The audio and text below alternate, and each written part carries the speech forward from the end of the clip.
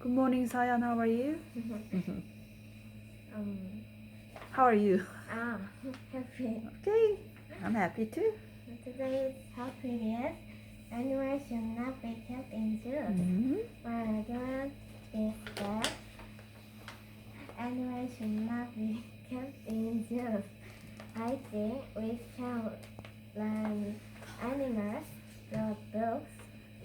I disagree with my opponent's argument because if the animals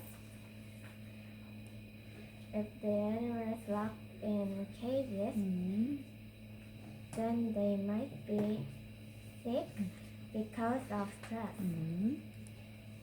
Also, my question to my opponent is this: why do you think that animals should be